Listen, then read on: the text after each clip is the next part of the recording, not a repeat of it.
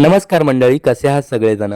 तर शनिवारी मी मुंबईला एकटाच परत आलो होतो, कारण सुट्टी संपली आणि सोमवारपासून आता कामावर जॉईन व्हायचं होतं. पण काय मनात आलं आणि रविवारी संध्याकाळीच मी गावी परत आलो. सध्या प्रियंका आणि चार्वी दोघीही माझ्याबरोबर नाहीत बरं का, कारण मी एका वेगळ्या ठिकाणी आलोय.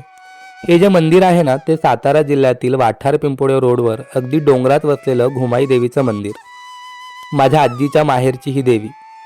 आजी असताना म्हणाली होती की वर्षातून एकदा तरी देवीला जात जा, आणि अगदी लग्न होईपर्यंत दरवर्षी नेटाने देवीच्या दर्शनाला येत होतो. पण मागची 4 वर्ष झालं काही जमलंच नाही. पण परवा मुंबईला परत गेलो आणि असं वाटलं जायला हवं. अगदी कसलाही विचार न करता निघून आलो. आता परत गेल्यावर एक्स्ट्रा सुट्ट्या अप्रूव्ह होतील का, जॉबचं कसं होईल काहीही माहीत नाही. पण असं वाटलं देवीने बोलावलंय आणि आपण जायला हवं. बाकी पुढचं पुढे.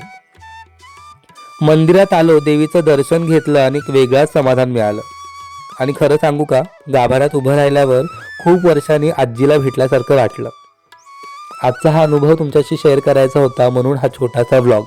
आणि त्यानिमित्ताने देवीचं दर्शनही तुम्हाला घडलं. आजचा व्लॉग कसा वाटला आणि माझ्या अनुभवाबद्दल तुम्हाला काय म्हणायचं हे मला कमेंट करून नक्की सांगा. चला भेटत राहू. Bye bye.